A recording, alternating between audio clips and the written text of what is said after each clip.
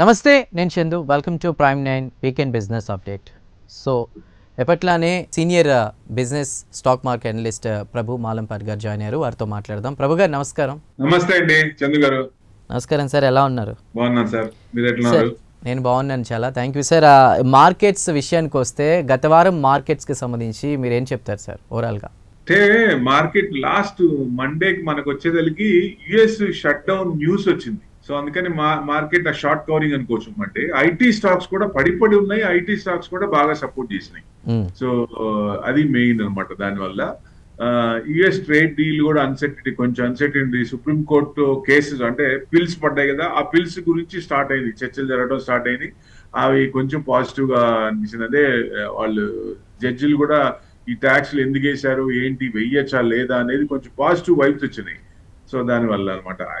Artificial intelligence అయితే over valued అని చెప్పి లాస్ట్ అంతకుముందు వీక్ బాగా కొట్టేశారు. ఎందుకంటే షట్ డౌన్ ఉన్నప్పుడు లే ఆఫ్స్ బాగా జరిగినాయి కాబట్టి పడ్డాయి. సో ఎప్పుడైతే ఈ షట్ డౌన్ ఎండ్ అయిపోతుందో అక్కడి నుంచి కొంచెం వస్తుంది అనే ఉద్దేశంతో ఐటీ స్టాక్స్ ఇక్కడ పెరిగినాయి బాగా మండే. సో అదే అనమాట. నవంబర్ 11th వచ్చేసరికి Bihar second phase US markets బాగానే ఉన్నాయి ఆ రోజు. అంటే ఇండియా అప్పుడు న్యూస్ ఏంటంటే ఆయిల్ రష్యా నుంచి కొంత ఆపేసుకొని ఆయన గొడవ చేస్తున్నారు కాబట్టి యుఎస్ నుంచి కొంత పర్సంటేజ్ కొనుక్కుందామని ఒక డిసైడ్ చేసినట్టున్నారు. అది ఆయన అసలు మొత్తం ఆపేశారు, నా దగ్గర నుంచి కొంటున్నారని చెప్పాడు ఆయన. సో అట్లా కాకుండా మనం కాదనుకొని తక్కువ రేట్లో వస్తుంది కాబట్టి $35 బిలియన్ అంటే $35 తక్కువ వస్తుంది కాబట్టి మనం అక్కడ కొంత తీసుకుంటున్నాం. 33% అబోవ్ ఒకళ్ళ దగ్గర కొనకూడదు కాబట్టి డిస్ట్రిబ్యూట్ చేసాం. సో అందుకని యుఎస్ నుంచి తీసుకుంటున్నాం అనే ఉద్దేశం అది అనమాట. మెయిన్ అది ఆ న్యూస్ వచ్చింది. దానివల్ల కొంచెం ఇదైంది. అంటే గ్యాప్ అప్ కూడా బాగా 7% డౌన్. అంటే మార్కెట్ కూడా 250 పాయింట్స్ అంటే ఓపెన్ అయిపోయిన తర్వాత మళ్ళీ గ్యాప్ పడిపోయింది. 250 points down. Exit polls November 12th అంటే మన మార్కెట్ అయినాక సెకండ్ ఫేజ్ అయినాక ఈవినింగ్ వస్తాయి కాబట్టి ఈవినింగ్ చూసేసరికి అన్ని గవర్నమెంట్ రన్నింగ్ గవర్నమెంట్ కి బీజేపీకి బాగా సపోర్ట్ చేశారు. సో అది కొంచెం ఇది అనుకోవచ్చు. అంటే ఇన్ఫ్లేషన్ కూడా సాయంత్రం వచ్చింది 0.25%. సో స్మార్ట్ రికవరీ అనుకోవచ్చు. ఫెంటాస్టిక్. ఇన్ఫ్లేషన్ అంత తక్కువ వస్తుంది అనుకోలేదు. యుఎస్ ఇన్ఫ్లేషన్ పెండింగ్ ఉంది అప్పటికి. సో ఇదనమాట. అంటే మన ఆర్బిఐ కూడా బాండ్స్ యుఎస్ ట్రెజరీ బాండ్స్ కొనకుండా ఆ ఉన్నాయి రిడెంప్షన్ చేస్తూ గోల్డ్ రిజర్వ్స్ పెంచుకుంటోంది. అది చిన్నగా చేస్తుంది. అది కూడా కొంచెం భయం వేసింది వాళ్ళకి. సో మెయిన్ ఎందుకంటే మల్టీ పోలార్ కరెన్సీ అంటే వాస్ట్రో అకౌంట్స్ వస్తున్నాయి. వాస్ట్రో అకౌంట్స్ వచ్చినప్పుడు ఏంటంటే ఏదైనా ట్రేడ్ జరిగినప్పుడు ఏ కంట్రీకైనా ఆ కంట్రీ అమౌంట్ దాంట్లోకి ట్రాన్స్ఫర్ చేసినప్పుడు ఆ బ్యాంక్ నుంచి ఎస్బీఐలో వాస్ట్రో అకౌంట్స్ ఉన్నాయి. ఆ బ్యాంక్ నుంచి పలానా చైనా కంట్రీ అనుకోండి, చైనాకి యువాన్స్ వెళ్ళిపోతాయి. So there is no need of pay to tax. ఆ ట్రేడ్ మీద ట్యాక్స్ డాలర్స్ లో కట్టాల్సిన అవసరం లేదు. సో అది ఇప్పుడు స్టార్ట్ అయింది. దాదాపుగా చైనా, రష్యా వీళ్ళందరూ దాంతోనే చేస్తున్నారు. ఎందుకంటే శాంక్షన్స్ వచ్చినాక రష్యా వాళ్ళు మొత్తం ఆలోచించుకొని కొంచెం కొత్త కరెన్సీ తేవాలనే ఉద్దేశంతో ఇట్లా multi polar currency so వాస్ట్రో account చేసి దాని ద్వారా ట్యాక్స్ లేకుండా చేస్తున్నారు. సో దానివల్ల కొంచెం ఆయన కొంచెం ఇది వచ్చింది. సో అందుకని ప్రెషర్ పడదామని ట్యాక్స్లు ఇవన్నీ మొదలుపెట్టింది అందుకే. సో నవంబర్ 13th వచ్చేసరికి మార్కెట్ ఎందుకంటే ఎగ్జిట్ పోల్స్ బాగా వచ్చినాయి కదా. సో 13th గ్యాప్ అప్ అయింది. ఆఫ్టర్నూన్ నుంచి మళ్ళీ ఇదైంది. ఎందుకు అంటే మధ్యాహ్నం జనరల్ గా ఏదైనా మేజర్ పెద్దది ఏదైనా న్యూస్ ఉన్నప్పుడు రేపు వస్తుంది అనే ఒక కాస్ట్ న్యూస్ ఉన్నప్పుడు ముందే జనరల్ గా ఏం చేస్తారంటే మేజర్ పొజిషన్స్ ఉన్నాయని క్లియర్ చేసుకుంటారు, ఉంచారు. అప్పుడు ఏమైతే కష్టం, ఏదైనా అయితే ఎదురైతే కష్టం కదా అని. ఎందుకంటే 2024 ఎలక్షన్స్ చూసాం. బీజేపీలో 300 వస్తుంటే రాలేదు. 5 స్టేట్ ఎలక్షన్స్ బీజేపీ రాదని చెప్పారు, అక్కడ బీజేపీ బాగా వచ్చేసింది. సో అందుకని ఈసారి అట్లా జరుగుతుందేమో ఉద్దేశంతో జనరల్ గా ఇన్వెస్టర్స్ ఏం చేస్తారంటే పొజిషన్స్ కానీ ఏదైనా ఉన్నప్పుడు ప్రాఫిట్ కానీ ఏదైనా ఉంటే బుక్ చేసుకుంటారు. ముందు రోజు ఏదైనా ఉన్న రోజు ముందు రోజు బుక్ చేసుకుంటారు. అట్లా ఆ రోజు కొంచెం డిప్ లో వచ్చింది అనుకోవచ్చు. నెక్స్ట్ డే మార్నింగ్ కూడా ఎందుకంటే యుఎస్ మార్కెట్స్ లో కూడా పడ్డాయి. యుఎస్ మార్కెట్స్ బాగా పెరుగున్నాయి కాబట్టి అక్కడ కూడా షట్ డౌన్ అయింది. ఈ 43 డేస్ లో ఇన్ఫ్లేషన్ పెరుగుతుంది. ఇన్ఫ్లేషన్ పెరిగినప్పుడు నెక్స్ట్ డిసెంబర్ లో 25 బేసిస్ పాయింట్ కట్ చేస్తా ఉన్నారు. అది కట్ కాకపోవచ్చు అనేది ఒక న్యూస్ వచ్చింది. సో కట్ చేయకపోవచ్చు ఇన్ఫ్లేషన్ కనుక పెరిగితే అని. అందుకని సో డెఫినెట్ గా మార్కెట్ అక్కడి నుంచి పడింది వాళ్ళది. ఇంకా ప్రభు గారు మరి 14th చూసుకుంటే బీహార్ ఎలక్షన్స్ రిజల్ట్స్ ఆ ప్రభావం ఎంతవరకు ఉంది అనుకోవచ్చు మార్కెట్ మీద? వస్తున్నా దానికే వస్తున్నా. ఇప్పుడు 13th అయిపోవాలి కదా రిజల్ట్స్ దీన్ని తీసుకుంది. సో ఆ రోజు నుంచి అంటే ఈ మధ్యాహ్నం నుంచి ప్రాఫిట్ బుకింగ్ వచ్చుకోవచ్చు, మైనస్ లోనే క్లోజ్ అయింది. నెక్స్ట్ డే మార్నింగ్ కూడా దాని ఎఫెక్ట్ ఉంది. ఎందుకు అంటే because of this US markets వల్ల. సో ఆ ఇన్ఫ్లేషన్ వల్ల కొంచెం ఇంట్రెస్ట్ రేట్ తగ్గించాలనే ఉద్దేశంతో మార్నింగ్ నుంచి గ్యాప్ డౌన్, అక్కడ నుంచి కంటిన్యూస్ గా 130 అనుకుంటా. తర్వాత నుంచి మళ్ళీ మీకు రిజల్ట్స్ వచ్చిన దగ్గర నుంచి దాదాపుగా ట్రెండ్ తెలిసిపోతోంది. NDA marches towards comfortable majority. NDA take massive lead. So magic figure కూడా దాటేసి వెళ్ళిపోయింది. ఎన్డీఏ హవా నడిచింది అనుకోవచ్చు. అంటే ఇన్ని సంవత్సరాలు చేసి కూడా 10 times దాదాపు చేసి కూడా యాంటీ ఇన్కంబెన్సీ లేకుండా బీజేపీతో ఈ నితీష్ కుమార్ గారు ఇంత వచ్చారంటే ఫెంటాస్టిక్, మార్వెలస్ చేసినట్లు లెక్క. సో ఎక్స్పెక్ట్ చేసిన దానికంటే ఎక్కువ వచ్చింది మార్కెట్. కానీ మార్కెట్ ప్రాఫిట్ బుకింగ్ లో ఉంది. యుఎస్ మార్కెట్స్ బాగా డౌన్ లో ఉన్నాయి. సో దానివల్ల మార్కెట్స్ కొంచెం డౌన్ లోనే ఉన్నాయి. అంటే అల్టిమేట్ లెవెల్స్ పడలేదు కానీ మేజర్ లెవెల్స్ అంత తగ్గలేదు కానీ 25,910 లాస్ట్ లో మీకు లాస్ట్ హాఫ్ అన్ అవర్ అక్కడి నుంచి మార్కెట్ కొంచెం పెరిగింది అనమాట. బాగా 150 పాయింట్స్ పెరిగి 30 పాయింట్స్ ప్లస్ లో క్లోజ్ అయింది మైనస్ నుంచి. సో బ్యాంక్ నిఫ్టీ చూస్తే 58,500 58,500 పైనే ఉంది. అంటే లెవెల్స్ దగ్గర ఎక్కడ ఉండాలో ఆ లెవెల్స్ లో ఉంది. అంటే మన మార్కెట్ చూడండి, ఎంత చేసినా ఎంత ప్రెజర్ చేసినా నెగిటివ్ న్యూస్ వచ్చినా బయట మార్కెట్స్ పడినా మనం పడట్లేదు. ఎందుకు పడట్లేదు? కేవలం రిటైల్ వీళ్ళ వల్లే. సో డెఫినెట్ గా వాళ్ళు సపోర్ట్ చేస్తున్నారు, అందుకనే బాగా పెరుగుతుంది. 14th వచ్చేసరికి మనకి మార్కెట్ బాగానే క్లోజ్ అయింది. సో సర్ప్రైజ్ అనుకోవచ్చు ఒక రకంగా. ఎన్డీఏ కూడా ఎక్స్పెక్ట్ చేయాలి ఇంత వస్తాయని, కానీ విపరీతంగా బాగా మంచి రెస్పాన్స్ వచ్చింది. అంటే ఇక్కడ ఏం తెలుస్తుందంటే మార్కెట్ కి స్టేబుల్ గవర్నమెంట్ ఇంకా నెక్స్ట్ 2 to 3 years అంటే 29 వరకు వీళ్ళని కదిలించలేరు. వీళ్ళకి ఎట్టి పరిస్థితుల్లో మళ్ళీ ఏమైనా విత్డ్రా చేసుకుంటారా ఇట్లాంటివి ఏమి ఛాన్సే లేదనమాట. సో డెఫినెట్ గా 29 వరకు బీజేపీకి డోకా లేదనేది కొంచెం కన్ఫర్మ్ అయింది. అందుకని మార్కెట్ కొంచెం చిన్నగా ఇది అయిపోయింది అనమాట. యుఎస్ మార్కెట్స్ అయితే పడ్డాయి, అవి పెరుగున్నాయి కాబట్టి పడ్డాయి. అంటే నెక్స్ట్ 2 to 3 years అంటే 29 దాకా డోకా లేదు, నో టెన్షన్ అనుకోవచ్చు. నెక్స్ట్ ట్రిగర్ పాయింట్ ఎక్కడండి? 2027 యూపీ ఎలక్షన్స్ ఉన్నాయి. 27 లోనే మిడ్ తర్వాత గుజరాత్ ఎలక్షన్స్ ఉన్నాయి. సో అక్కడికి అంటే 27 దాకా మనకి ఇదే లేదు. అంటే యూపీ ఎలక్షన్స్ పెద్ద ఎఫెక్ట్ పడవు కాబట్టి మేజర్ ఇక్కడ ఏదైనా విత్డ్రా చేసుకుంటారు, ఏదైనా వస్తే నితీష్ కుమార్ గారు విత్డ్రా చేసుకుంటారు అన్న భయం మార్కెట్ ఇన్వెస్ట్ లో ఉంటే అది పడిపోద్దనే భయం. సో యూపీతో గుజరాత్ అంత పెద్ద ఇది లేదు, జనరల్ గా పెద్ద ఎఫెక్ట్ పడదు. సో మెయిన్ అందుకని బీహార్ ఇది ఫంటాస్టిక్ అనుకోవచ్చు, మార్వెలస్. వాళ్ళు ర్యాలీ బాగా రీడ్ చేశారు. బీజేపీ నితీష్ కుమార్ గారి హవా నడిచింది అనుకోవచ్చు జనరల్ గా. సో అది మెయిన్ అనమాట. అంటే సెంట్రల్ గవర్నమెంట్ కి strong support, strong central government అనుకోవచ్చు. ఇప్పుడు 1 year దాకా ఏం డోకా లేదు. 27 లో మళ్ళీ ఎలక్షన్స్ ఉంటాయి కదా, దాన్ని బట్టి కొంచెం ఎఫెక్ట్ ఉండొచ్చు.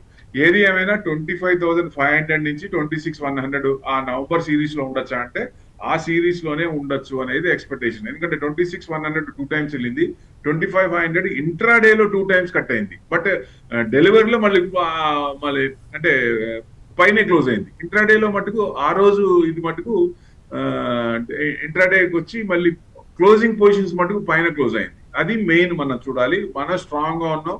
సో డెఫినెట్ గా నెక్స్ట్ అంటే 1.5 month 26,100 క్రాస్ అయ్యే ఛాన్స్, అంటే ఈ నవంబర్ సిరీస్ లో 26,100 క్రాస్ అయ్యే ఛాన్స్ ఉన్నాయి. 26,100 చేస్తే డిసెంబర్ లో ఆల్ టైమ్ హై వచ్చే అవకాశాలు ఎక్కువ కనపడుతున్నాయి. అది కూడా ట్రేడ్ డీల్ కనుక జరిగితే, యుఎస్ ట్రేడ్ డీల్ కనుక కన్ఫర్మ్ అయిపోతే, అది అగ్రిమెంట్ జరిగితే మార్కెట్ కొంచెం పెరిగే ఛాన్స్లే కనపడుతున్నాయి. అదే సార్ నెక్స్ట్ క్వశ్చన్, అదే యుఎస్ ట్రేడ్ డీల్ గురించి ఏం చెప్తారు ప్రభు గారు?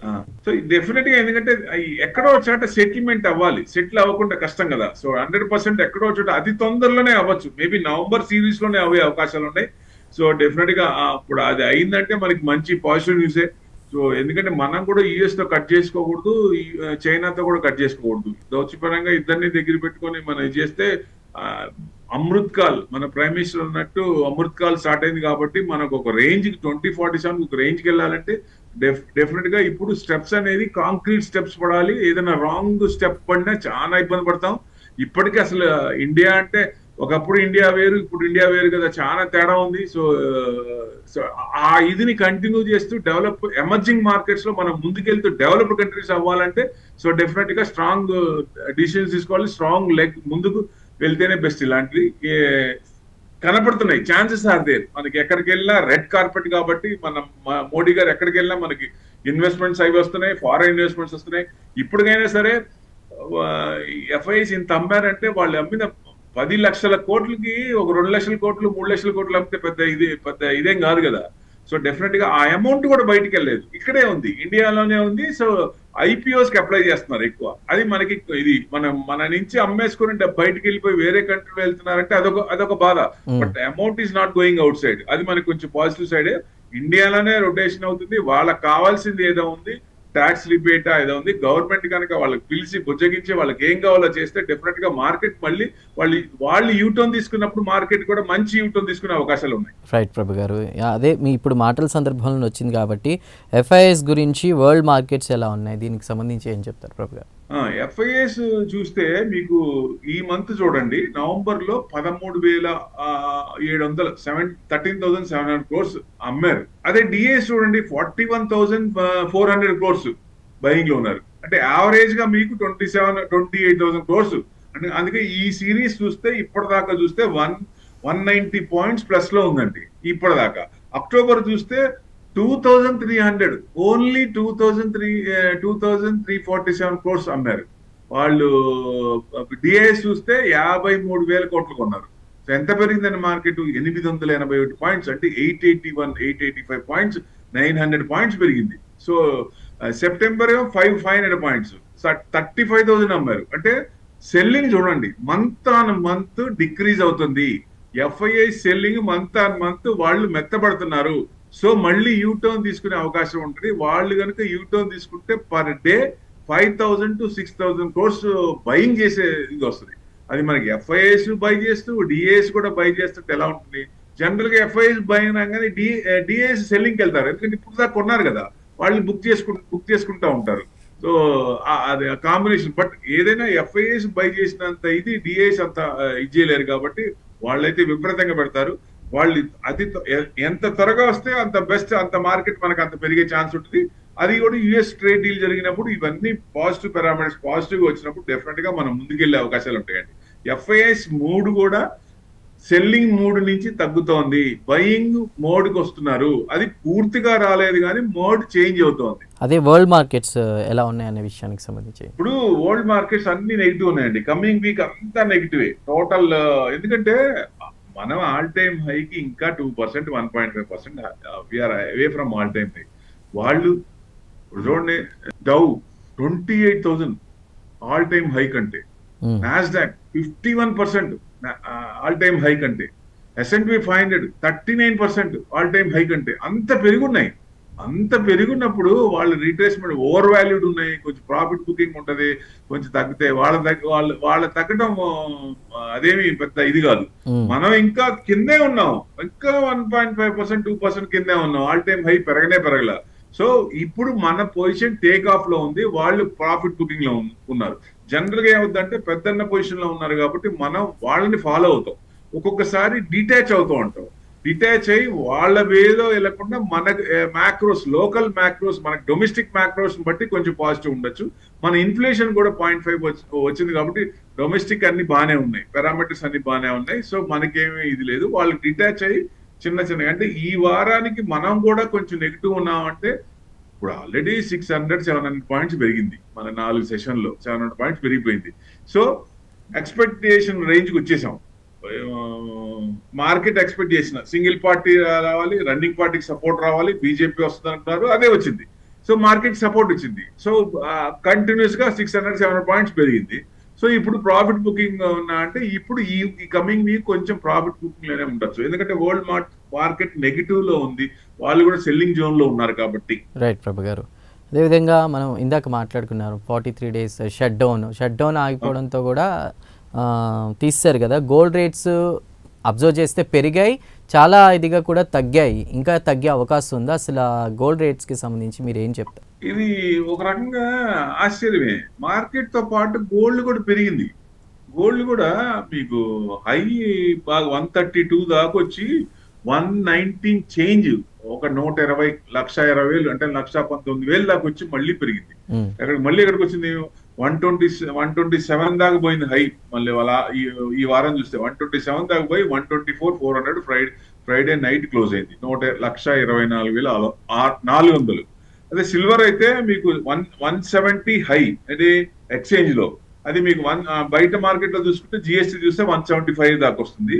మీకు ఈ వారాన్ని చూస్తే 163 దాకా వచ్చిందండి. మళ్ళీ ఎక్కడికి వచ్చింది? 1,48,000 నుంచి మళ్ళీ 163 దాకా హై దాకా వచ్చి మళ్ళీ ప్రాఫిట్ బుకింగ్ లో వచ్చి క్లోజింగ్ వచ్చేసరికి మీకు 1,55,000. సరే, అంటే శుక్రవారం 7,000 సిల్వర్ తగ్గింది, 3,400 గోల్డ్ తగ్గింది. అంటే మార్కెట్ తో పాటు అది కూడా పెరిగింది. ఇది నిజంగా వింటే. ఎందుకు అంటే సెంట్రల్ బ్యాంక్స్ ఆర్ బయింగ్. వాళ్ళు ఇంకా ఎక్రూట్ చేస్తూనే ఉన్నారు. ఎవరు ఎక్కడ ఆపలేదు. వాళ్ళకి కావాల్సిన టార్గెట్ కోసం ఎవ్రీ ఇయర్ ఇంత అనుకుంటే మంత్ వైజ్ ఎంత కావాలో వాళ్ళు ఎక్రూట్ చేస్తూనే ఉన్నారు. అందుకనే ఆ డిమాండ్ తగ్గట్లే. సో మార్కెట్ మనం పడుతున్నా, జనరల్ గా మార్కెట్ పడినప్పుడు గోల్డ్ పెరుగుద్ది, మార్కెట్ పెరుగుతున్నప్పుడు గోల్డ్ తగ్గుద్ది జనరల్ గా. సో అది ఇది కనపడలేదండి ఈ వారం. సో కొంచెం పెరిగింది, దానివల్ల కొంచెం ఇదైంది.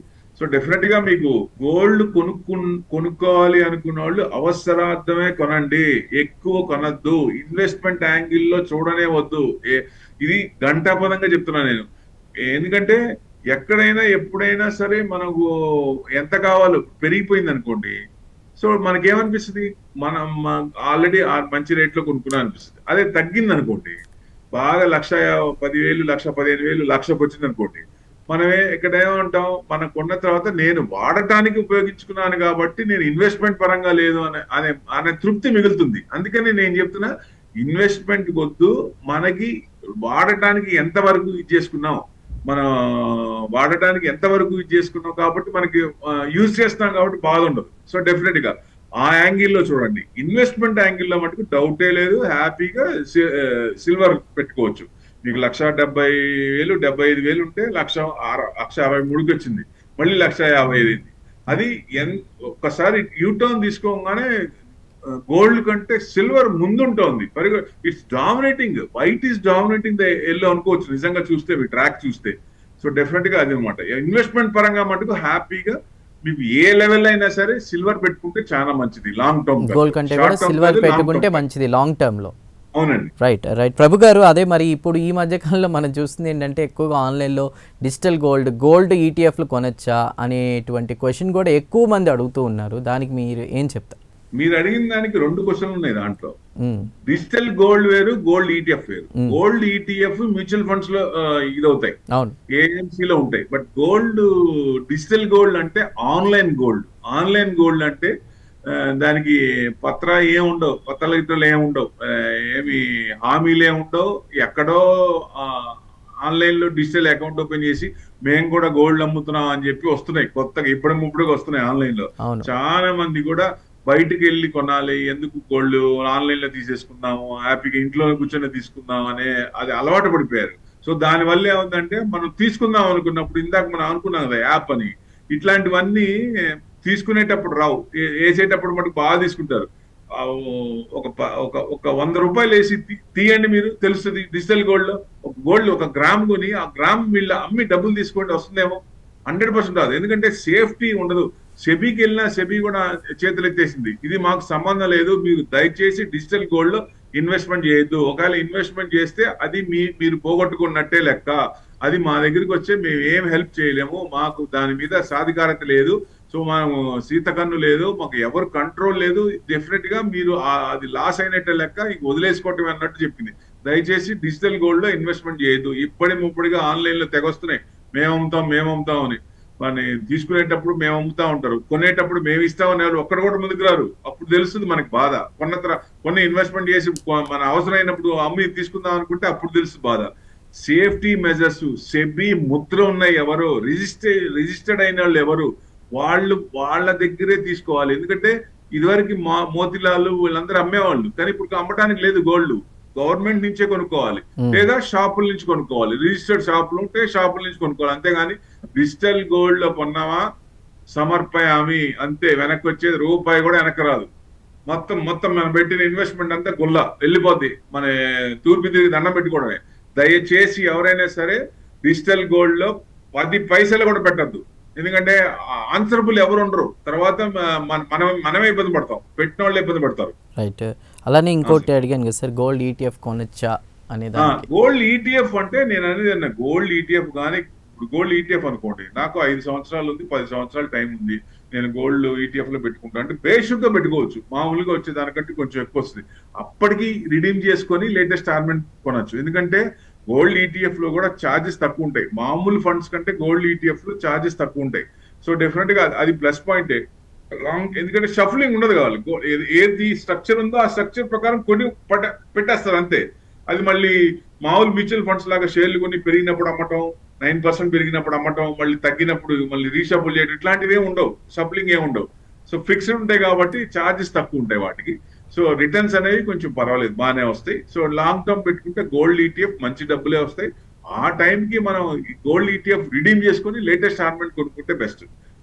ఎందుకంటే ఇవాళ కొన్నాం అనుకోండి, 3 years లో మ్యారేజ్ ఉంది, ఇవాళ కొన్నాం అనుకోండి, ఇవాళ కొంటే ఏమవుతుంది, ఇవాళ ఆర్నమెంట్స్ నెక్స్ట్ 6 months లో కొత్త ఆర్నమెంట్స్ వస్తాయి. ఇప్పుడు మళ్ళీ అది కొనుక్కోవాలి, మళ్ళీ రీప్లేస్మెంట్ షాప్కి వెళ్ళాలి. అట్లా కాకుండా గోల్డ్ ఈటీఎఫ్ పెట్టుకొని 3 years 5 years టైం ఉన్నప్పుడు గోల్డ్ ఈటీఎఫ్ లో మంత్లీ మీకు ఎంత కావాలో, టోటల్ గా మీకు ఎంత కావాలి, ఇయర్ వైజ్ గా ఎంత పెట్టాలి, మంత్ వైజ్ గా ఎంత పెట్టాలో చూసుకొని దాని ప్రకారంగా ప్లాన్ చేసుకొని అంత ఇన్వెస్ట్మెంట్ చేస్తూ వెళ్తే మీరు పెరుగుతున్నప్పుడు కానీ హైయర్ హైస్ లో, తగ్గుతున్నప్పుడు లోవర్ లోస్ లో వస్తుంది. కాబట్టి మనకి యావరేజ్ రేట్, బయింగ్ రేట్ తగ్గుతుంది, రూపీ కాస్ట్ యావరేజింగ్ అవుతుంది. దానివల్ల మనకి కొంచెం సాటిస్ఫాక్షన్ వస్తుంది, రేటు తగ్గుతుంది. యావరేజ్ గా మనం కొన్న రేటు అంటే యావరేజ్ అయ్యి మనకి మంచి రేట్ లో వస్తుంది. సో డెఫినెట్ గా అది మంచిదే. అలాంటివి పెట్టుకొని టైంకి రిడీమ్ చేసుకొని లేటెస్ట్ ఆర్నమెంట్ కొనుక్కోవచ్చు అండి. Gold ETF is always best. But ఎంత అవసరమో అంత ప్లాన్ చేసుకుని పెట్టండి. ఇన్వెస్ట్మెంట్ పరంగా కాకుండా వాడుకలో ఎంత కావాలో అంతవరకు పెట్టండి అని నా ఉద్దేశం. Right sir. గోల్డ్ విషయంలో చాలా క్లియర్గా చెప్తారు ప్రభు గారు ఎవరికైనా. రైట్ ప్రభు గారు, మరి ఇంకొకటి ఏంటంటే ఇది ఒక జనరల్ క్వశ్చన్. చాలామంది అడుగుతున్నారు, బట్ నేను ఒక క్వశ్చన్గా తీసుకున్నాను. ఇప్పుడు ఒక పర్సన్ అడుగుతున్నారు, నాకు ఎలాంటి హెల్త్ ఇష్యూస్ లేవు, నా ఏజ్ 41, నాకు ఇయర్లీ నా ఇన్కమ్ చూసుకుంటే ఒక 19 lakhs ఉంటుంది, ఎవ్రీ మంత్ నేను ఒక 12,500 అలా ఇన్వెస్ట్ చేయాలనుకుంటున్నా, ఫ్యూచర్లో నాకు నెల కొంత అమౌంట్ రావాలి, ఎక్కడ ఇన్వెస్ట్ చేస్తే బెస్ట్ అని అడుగుతున్నారు. అది చిన్న అమౌంట్ అయినా పెద్ద అమౌంట్ అయినా మీరు ఏం చెప్తారు, ఇన్వెస్ట్ చేసే వాళ్ళకి ఏం చెప్తారు? అంటే బేసిక్ గా స్ట్రాటజీ ఏంటంటే ఈక్విటీ ఇన్వెస్ట్మెంట్ లో short term, mid term, long term, ఈ 3 సెగ్మెంట్స్ ఉంటాయి. Short term, mid term, long term, అది మనం క్రియేట్ చేసుకున్న సెగ్మెంట్స్. షార్ట్ టర్మ్ కి కొంత పర్సెంట్, ఎందుకంటే ఇప్పుడు సపోజ్ ఏజ్ చిన్నది, ఇప్పుడు మీరు చెప్పే ప్రకారం ఏజ్ చిన్నవాళ్ళు, వీళ్ళకి ఏంటంటే లాంగ్ టర్మ్ పర్సెంటేజ్ ఎక్కువ పెట్టుకోవచ్చు. అంటే రిస్క్ ఎక్కువ తీసుకునే వాళ్ళు, ఏజ్ చిన్నది కాబట్టి టెన్షన్ ఎక్కువ తీసుకునే వాళ్ళు ఉంటారు. Long term how much the risk we take that much returns will be there, అలా ఉంటాయి. సో ఏజ్ తక్కువ ఉన్నప్పుడు 100 మైనస్ ఏజ్, బ్యాలెన్స్ అమౌంట్ ఇప్పుడు 30 ఏజ్ అనుకోండి, 100 మైనస్ 30 70% ఆఫ్ ఈక్విటీలో పెట్టచ్చు. 30% అనేది మనకి డిస్ట్రిబ్యూట్ చేసి ఈటీఎఫ్లు కానీ డెట్ లో కానీ పెట్టుకోవాలి. దాని మీద ఫిక్స్ చేసుకుంటాం. ఎందుకంటే ఇప్పుడు చూస్తే ఒక రకంగా ఇది నడవట్లేదండి. 80 years ఏజ్ వాళ్ళు కూడా, 70 years ఏజ్ కూడా, వాళ్ళు 80% 90% they are putting money in equity. So equity take off position లో ఉంది ఇప్పుడు. కరెక్ట్ గా చూస్తే 2026 బాగుంటుంది అనే ఉద్దేశం ఉంది. సో అందుకని ట్రెండింగ్ ప్రకారంగా మీ అనలిస్ట్ ఎవరైతే ఉన్నారో వాళ్ళతో మీ గోల్స్ అండ్ టార్గెట్స్ చెప్తే, ఇప్పుడు మా దగ్గరికి వచ్చినారు అనుకోండి, మేమేం చేస్తాం, ఫుల్ డీటెయిల్స్ కావాలి. డాక్టర్ దగ్గరికి వెళ్ళినప్పుడు ప్రిస్క్రిప్షన్ రాయాలంటే మొత్తం ఏం జరిగింది, ప్రాబ్లమ్స్ ఏంటో అన్ని చెప్పాలి. అట్లానే అనలిస్టుల దగ్గరికి వచ్చినప్పుడు మీకు ఏం టార్గెట్స్ ఉన్నాయి, ఏం గోల్స్ ఉన్నాయి, మీ కోరికలు ఏంటి, మీ ఖర్చులు ఎంత, ఇన్వెస్ట్మెంట్ ఎంత చేయగలరు మంత్లీ, ఈ అన్ని డీటెయిల్స్ 1-to-1 కూర్చున్నప్పుడు మొత్తం తీసుకుంటాం. మొత్తం తీసుకుని ఒక మ్యాప్ వేస్తే మీకు వాళ్ళ ఐడియాలజీ ప్రకారం ఇన్వెస్ట్మెంట్ చేయాలి. మన ఐడియాలజీ వాళ్ళ మీద రుద్దకూడదు. వాళ్ళ ఐడియాలజీ చూసుకొని వాళ్ళకి, ఎందుకంటే వాళ్ళకి ఎప్పుడు డబ్బులు కావాలి, ఆ టైంకి అందేటట్టు ఉండాలి. ఆ అందాలంటే ఏ దాంట్లో సేఫ్టీగా పెట్టుకోవాలి, అది ఇంపార్టెంట్. ఎందుకంటే కొంచెం అటు ఇటుగా మార్కెట్ ఇదవచ్చు, ఆ టైంకి రాకపోయినా మనకి ముందు ప్లానింగ్స్ ఉంటాయండి. గోల్స్ అండ్ సెట్టింగ్స్ లో ఒక్కొక్కరికి ఒక ప్లానింగ్ ఉంటుంది. ఆ ప్లానింగ్ ప్రకారం మీకు short term, mid term, long term. Short term లో 10% ఎగ్జిట్ అవుతూ, మిడ్ టర్మ్ లో 20% ఎగ్జిట్ అవుతాయి, లాంగ్ టర్మ్ 20% అయిపో. ప్లస్ ఏజ్ చిన్నది కాబట్టి ఎస్ఐపి లంసం. వాటిల్లో ఏమేమి పెట్టాలి? ఎందుకంటే మ్యూచువల్ ఫండ్స్ ఇదివరకు 12 to 15% ఇచ్చాయి, ఇప్పుడు 20 to 30% అబోవ్ ఇస్తున్నాయి returns. Very good returns. 1% also మీకు లాంగ్ టర్మ్ ఉన్న వాళ్ళకి 1% also makes lot of difference. ఎందుకంటే కాంపౌండ్ ఇంట్రెస్ట్, చక్రవడ్డీ, వడ్డీ మీద వడ్డీ 1% కూడా ప్రతి సంవత్సరం. ఈ సంవత్సరం 100 రూపాయలు వచ్చింది అనుకోండి, నెక్స్ట్ ఇయర్ 100 రూపాయల మీద మళ్ళీ ఇంట్రెస్ట్, మళ్ళీ ఆ సంవత్సరం 100 రూపాయలు ఇంట్రెస్ట్ మీద ఇంట్రెస్ట్, అంటే చక్రవడ్డీ 1% also makes lot of difference. అందుకని ఫండమెంటల్స్ గా మంచి ఫండ్స్ ఏఎంసీ ఏ యాక్ట్ ఉంది అలాంటి ఫండ్స్ లో పెట్టుకుంటే, ఎగ్జాంపుల్ గా మీరు మోతిలాల్ మిడ్ క్యాప్ ఫండ్ ఉంది, 5 years మినిమం దాంట్లో ఉంటే లాస్ట్ 5 years లో 35% ఇచ్చింది రిటర్న్స్. 35% ఒక 5 years ప్రతి ఇయర్, అంటే ఇయర్ కి 35% అంటే కాంపౌండ్ ఇంట్రెస్ట్ చూసుకోండి మరి ఎంత డిఫరెన్స్ ఉంటుంది. ఇప్పుడు 18% ఎక్కడ, 35% double, more than double. So అట్లా మంచి ఫండ్ సెలెక్ట్ చేసుకొని వాళ్ళకి అనుగుణంగా వాళ్ళ టార్గెట్ ప్రకారంగా పెట్టుకుంటే డెఫినెట్ గా వాళ్ళ అంటే ఇంకొక టార్గెట్స్ అండ్ గోల్స్ రీచ్ అవుతాం. ప్రభు గారు, ఇంకొక క్వశ్చన్ కూడా ఉంది. అది కూడా మీరు అన్నట్టు ఎస్ఐపికి, సిస్టమాటిక్ ఇన్వెస్ట్మెంట్ ప్లాన్కి సంబంధించి. అంటే మాకు ఇట్లా మ్యారేజ్ అయింది, ఒక బాబు ఒక పాప, వీళ్ళకి సంబంధించి ఇన్వెస్ట్ చేయాలంటే ఎలా ఏమైనా చెప్పగలుగుతారని అడిగారు. అంటే ఇప్పుడు మ్యారేజ్ అయిన వాళ్ళు కావచ్చు, అవన వాళ్ళు కావచ్చు, స్టాక్ మార్కెట్లో ఇన్వెస్ట్ చేయడానికి ఇంట్రెస్ట్ చూపిస్తున్నారు. అలాంటి వాళ్ళకి చిన్న చిన్న మొత్తంలో పొదుపు చేయడం ఎట్లా అనే దాని విషయంలో ఏం చెప్తారు? అంటే మనకి లంసమ్ అమౌంట్ లేదు, స్మాల్ అమౌంట్ తో మనం ముందుకెళ్ళాలి. అలాంటి అక్రూడ్ చేసుకోవాలి. ఎందుకంటే ఇప్పుడు మీరు మామూలు క్యాన్వాస్ షూతో నడవండి, మీ నడక స్టైల్ ఒక రకం ఉంటుంది. మామూలు షూతో నడవండి, మీ నడక మారుద్ది. పాయింటెడ్ షూతో నడవండి, మీ స్టైల్ మారుద్ది. అట్లానే మీ వెనక 1,00,000 రూపాయల నుండి మీ ఆలోచనలు మారుతాయి. 1,00,00,000 రూపాయల నుండి మీ, అంటే ఎట్లా పెంచుతాం దీన్ని, ఎలా చేద్దాం, ఆలోచనలు మారిపోతాయి. ఆ వేలో ఆ లెవెల్కి వెళ్ళిపోతాయి. సో అట్లానే మనకి వెల్త్ క్రియేషన్ అనేది ఒక వ్యసనం కావాలి. ప్రతి ఒక్కరికి కూడా డబ్బుల మీద వ్యసనం ఉండాలి. ఒక రేంజ్ వరకు, ఆ రేంజ్ వరకు ఫ్రీ అయిపోవచ్చు. ప్రతి మనిషి కూడా ఒక లెవెల్ ఉంటుంది. నాకు ఇంతవరకు నాకు సంపాదించుకున్న తర్వాత అనుకు వాళ్ళకి 60 ఏళ్ళు 50 ఏళ్ళు వచ్చేటప్పటికి ఇంత అమౌంట్ చేసుకున్నప్పుడు లైఫ్ స్పాన్ 60 to 90 అయింది. ఆ లాస్ట్ లెగ్ మొత్తం కంప్లీట్ చేసుకుంటూ అందరినీ ఇది చేస్తూ చేయాలంటే, వెల్త్ క్రియేట్ కావాలంటే ఒక రేంజ్, అంటే ఒక ఏజ్ వరకు వ్యసనం ఉండాలి డబ్బులు సంపాదించేది అనేది. అప్పుడు డెఫినెట్ గా వెనక్కి చూసుకోవాల్సిన పర్లేదు. అప్పుడు ఏం చేయాలి? SIP is the one of the best in financials. అంటే ఇది ఎవరు కాదని లేదు, ఎవరికైనా సరే, పెద్దవాళ్ళకైనా సరే, ముసలి చేయొచ్చు, వాళ్ళ పిల్లలకి అనుకోవచ్చు, లేకపోతే పిల్లలకి అనుకోవచ్చు, తల్లిదండ్రులు చేయొచ్చు, వాళ్ళ కోసం చేయొచ్చు. ఎందుకంటే last leg 60 to 90 life span పెరిగింది కాబట్టి. సో పిల్లలు చేయొచ్చు, వాళ్ళ కోసం, వాళ్ళ పిల్లల కోసం. అంటే సిప్ అనేది ఎనీ ఏజ్ ఎవరికైనా మంచిదే. కానీ పెట్టిన సంవత్సరంలో నాకేం రాలేదు వెనక్కి తిరిగి చూసుకుంటే రావు. మీకు మినిమం లాంగ్ టర్మ్ ఉండాలి, మినిమం 5 years. సిప్ లో అయితే మీకు ఎక్కువ ఎంత లాంగ్ తీసుకుంటే అంత రిటర్న్స్ వస్తాయి, కాంపౌండ్ ఇంట్రెస్ట్ వర్కౌట్ అవుతుంది. సో ఎవరైనా సరే మినిమం 2,000 per month 25 years పెట్టుకుంటే 80 to 90 lakhs ఎక్కడ బాగుంది. నేను మామూలు ఇంట్రెస్ట్, మినిమం ఇంట్రెస్ట్ చెప్పా, అది అబ్నార్మల్ గా చెప్పకూడదు ఎక్కువ. అది వస్తే మన అదృష్టం. ఇప్పుడు 17% 18% వస్తేనే మనకి 80 to 90 lakhs వస్తాయి, అందుకే 25 years పెట్టుకుంటే. అంటే ఇప్పుడు మీకు మ్యారేజ్ కావాలి, మ్యారేజ్ కి ఒక నాకు ఇప్పుడు 0 years అనుకో, మీరు చెప్పినట్టు పాప అన్నారు 1 year అనుకోండి, మ్యారేజ్ కావాలి, లేకపోతే ఎంఎస్ వెళ్ళటానికి కావాలి. ఇప్పటి నుంచే చేసుకున్నప్పుడు మీ ఫైనాన్షియల్ అసెట్స్ ని మార్కెట్ నుంచి ఫామ్ చేసుకున్న అసెట్స్ చేసుకుంటూ మన కోరికలు తీర్చుకుంటాం, అవసరాలు తీర్చుంటాం. అదే ఫిక్స్డ్ అసెట్స్ ఉంటాయి, తాతల తరం కానీ మనం సంపాదించిన డబ్బులు కానీ, పొలాలు కానీ, ఆస్తులు కానీ ఉంటాయి. మనకు అవసరాలుగా అమ్ముకొని చేసుకోకుండా ఫైనాన్షియల్ అసెట్స్ మార్కెట్ నుంచి మనం క్రియేట్ చేసుకున్న అసెట్స్ లో మన కోరికలు తీర్చుకుంటాం. That's important. మెయిన్ ఎవరైనా చేయాల్సింది ఇది. చేయకపోతే ఏమవుతుంది, ఫిక్స్డ్ అసెట్స్ తీయాల్సి వస్తుంది. తీయాల్సి వచ్చినప్పుడు ఏమవుతుంది, చాలా మంది అనాథ శరాలు ఉంటున్నారు. ఎందుకుంటున్నారు? ఈరోజు పిల్లలనే పెడుతున్నారు, రేపొద్దున వాళ్ళు ఎదురు తిరిగినప్పుడు వీళ్ళు ఎక్కడ ఉంటున్నారు, అనాథ శరాలు ఉంటున్నారు. అవి పెరుగుతా ఉన్నాయి. సో డెఫినెట్ గా ఏంటంటే ముందు మీ వరకు ఫిక్స్ చేసుకోండి. ఎంతవరకైనా మొత్తం ఇస్తే గొల్లే, మీకు మీ తదనంతరం ఇచ్చేటట్టు పెట్టుకోండి, అప్పుడు హ్యాపీగా ఉంటుంది. ఎందుకంటే ఇప్పుడు మీరున్నారు, మీ తర్వాత మీ వైఫ్ తర్వాత పిల్లలకి రావాలి, అది కరెక్ట్. ఎందుకంటే ఇప్పుడు చాలా మంది ఏం చేస్తారంటే ముందే ఇచ్చేస్తారు పిల్లలకి. తర్వాత ఇంకేముంది, నమస్కారం పెట్టి బయటికి తోస్తున్నారు. వాళ్ళ పరిస్థితి ఏంటి? పెన్షన్ లేవు, అట్లాంటి లేవు. పెన్షన్ వాళ్ళు హ్యాపీ, డబ్బులు ఉంటే వాళ్ళు వెనక్కి తెచ్చుకుంటారు. తండ్రి దగ్గర డబ్బులు ఉందంటే ఎమ్మడిపడి నాన్న నాన్న అంటూ ఎమ్మడిపడి వస్తారు. అది డబ్బులు ఉన్నాయంటే, డబ్బులు లేవంటే అనాథశాలలో పెడతారు. ఆయనతో నాకు పని లేదు అనుకున్నప్పుడు. ఇది జరుగుతుంది తంతు. దేశం అంతా ఎక్కడ చూసినా అంతే. అందుకనే మీరు మీ గ్రిప్ లో పెట్టుకోవాలంటే 100% మీ తదనంతరం నెక్స్ట్ రావాలనే ఉద్దేశం ఉన్నప్పుడు అక్కడ సిచ్యుయేషన్ బట్టి ప్లాన్ చేసుకుంటే మంచిది. ఈ వెల్త్ క్రియేషన్ అనేది చాలా ఇంపార్టెంట్. ఎంత ఎర్లీగా చేస్తే అంత మంచిది. ఎర్లీగా చేస్తే ఎక్రూడ్ పర్సంటేజ్ ఎక్కువ ఉంటుంది మనకి.